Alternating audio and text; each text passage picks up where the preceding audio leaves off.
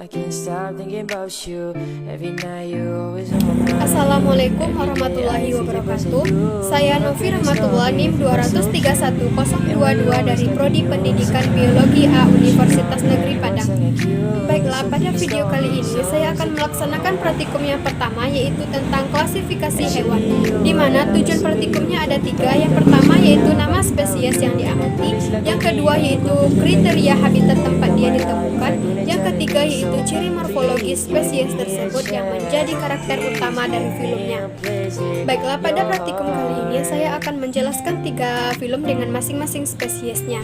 Yang pertama yaitu film Porifera dengan spesiesnya Spungi. Film yang pertama yaitu Porifera. Porifera merupakan salah satu kelas dari invertebrata atau hewan tidak bertulang belakang. Porifera adalah hewan yang pada permukaan tubuhnya berpori. Pori-pori di tubuhnya dihubungkan oleh saluran kecil menuju rongga, yang dindingnya mempunyai rambut getar. Fungsi pori sebagai saluran keluar masuknya air yang mengandung bahan makanan ke dalam rongga tubuh. Porifera memiliki beberapa ciri yang jelas. Di antaranya, sebagian besar hewan berpori hidup di laut. Hanya sebagian yang hidup di air tawar. Tubuhnya berpori-pori, berbentuk seperti vas bunga, pipih atau bercabang, dan melekat di dasar air. Pori-pori ini berfungsi sebagai tempat untuk masuknya air yang mengandung bahan makanan ke dalam tubuh. Rangka luar terdiri atas spikula yang tersusun dari zat kapur dan zat kersik. Saya akan menjelaskan satu spesies dari film Porifera.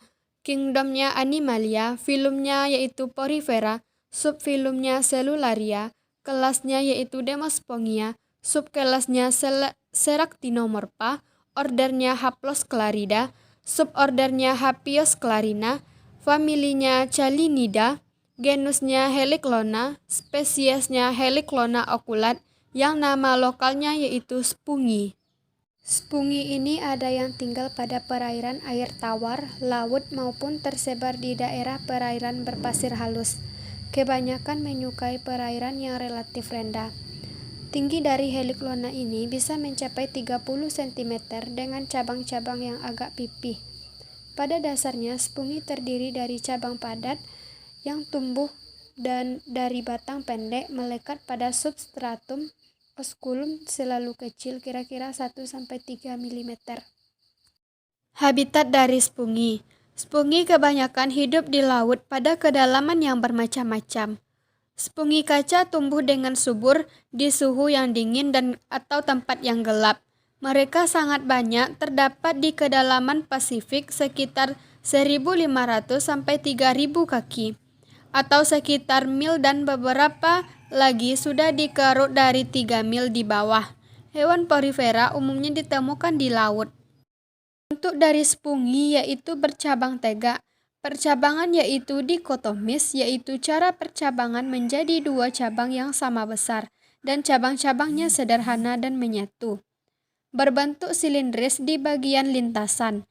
Dalam kondisi yang ekstrim, perpaduan dari cabangnya hampir total dan meninggalkan bentuk seperti tinju pada ujungnya. Manfaat dari Spungi yaitu bisa dijadikan sebagai tempat untuk berkamuflase oleh beberapa hewan laut.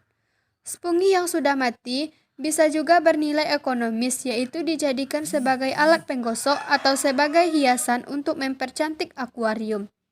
Tidak hanya terumbu karang, Spungi juga mempengaruhi keadaan ekosistem di laut, sehingga menarik wisatawan untuk mengamatinya.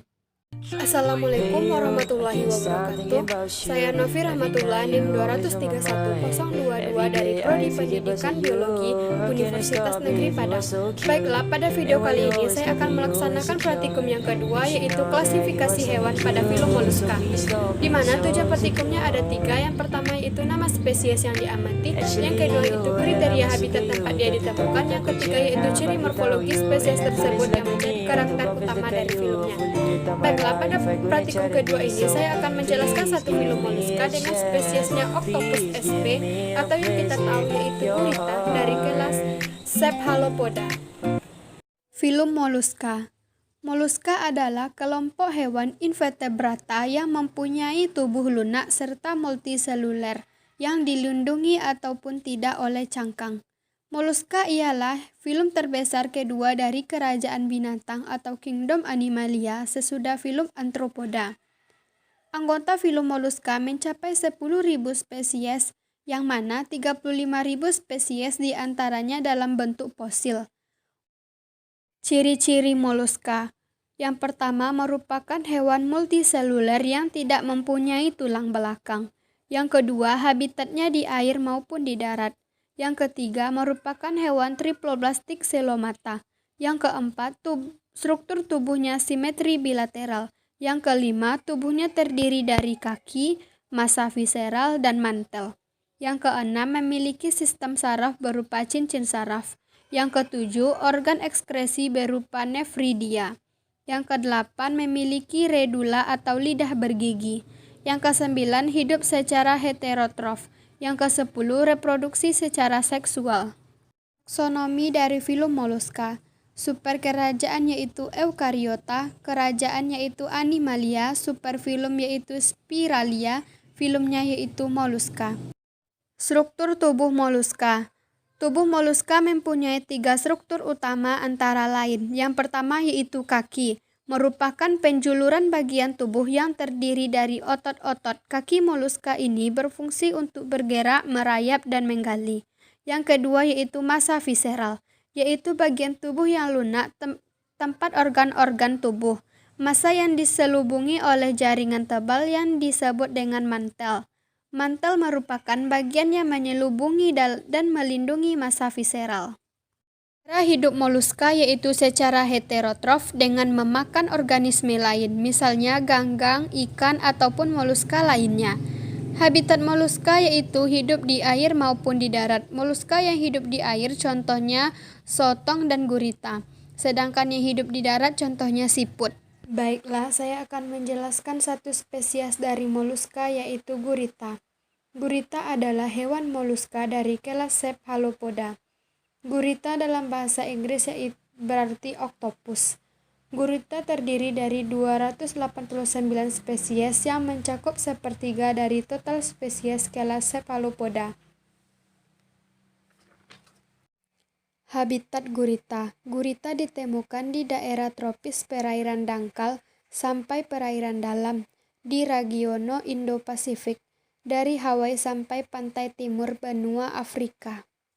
Morfologi gurita. Secara umum, tubuh gurita dibedakan menurut bagian kepala, leher, dan tubuh. Pada daerah kepala terdapat 8 lengan yang berfungsi untuk menangkap mangsa dan bergerak. Mulut gurita terdapat dalam cincin lengan. Pada bagian mulut terdapat sepasang rahang yang saling tumpang tindih berbentuk seperti paruh kakak tua terbalik dengan gigi paruh dan radula. Gurita memiliki 2 mata yang besar dan menonjol di sekitar pinggiran kepala. Gurita punya medan penglihatan hampir 3.600 sehingga mampu mendeteksi mangsa ataupun musuh.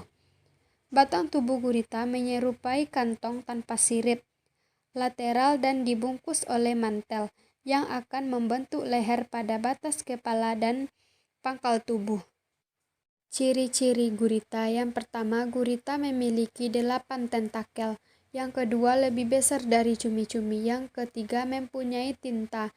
Yang keempat, kepalanya besar. Yang kelima, letak mulutnya berada di tengah-tengah kepala bagian bawah. Yang keenam, termasuk hewan invertebrata. Yang ketujuh, kebanyakan bisa merubah warnanya. Yang kedelapan, gurita juga memiliki cangkang. Manfaat gurita. Filum moluska menguntungkan karena digunakan sebagai sumber makanan yang mengandung protein hewani yang cukup tinggi. Selain itu juga mempunyai nilai-nilai ekonomis yang tinggi karena mempunyai harga yang tinggi.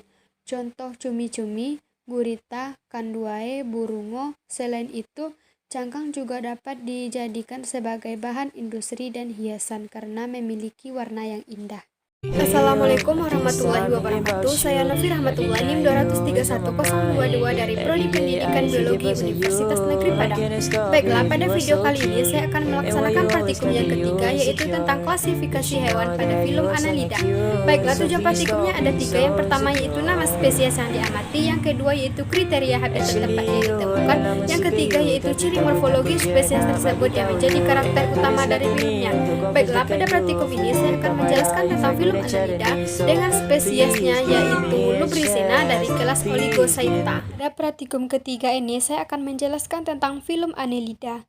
Annelida adalah kelompok hewan yang bentuk tubuhnya seperti susunan cincin, gelang-gelang atau ruas-ruas.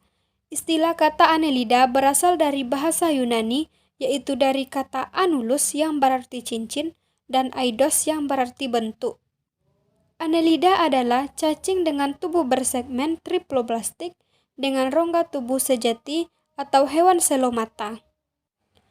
Annelida adalah filum luas yang terdiri dari cacing bersegmen dengan sekitar 15.000 spesies modern, antara lain cacing tanah, pacet, dan lintah.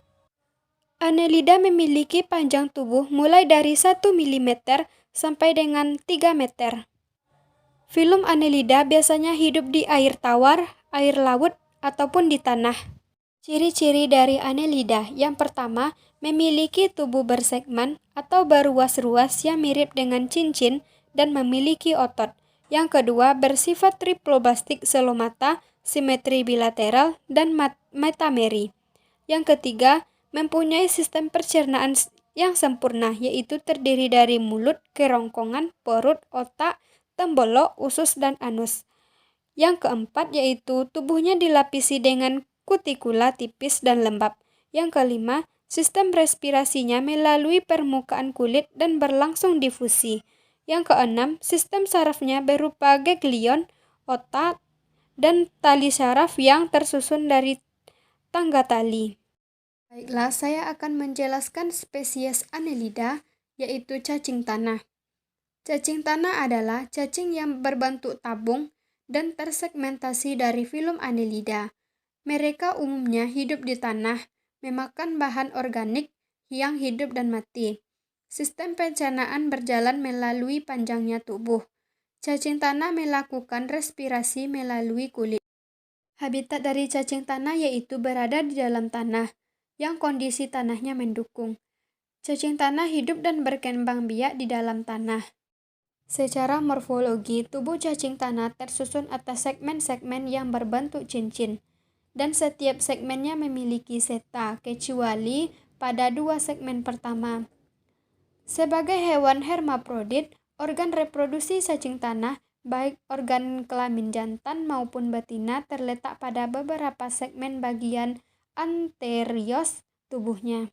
Manfaat dari cacing tanah yang pertama yaitu mengatasi diare, yang kedua yaitu obat tipus atau demam tifoid, yang ketiga yaitu atasi peredangan, yang keempat yaitu mengatasi konstipasi, yang kelima yaitu kaya nutrisi, yang keenam yaitu mengendalikan gula darah, yang ketujuh yaitu sumber kalsium.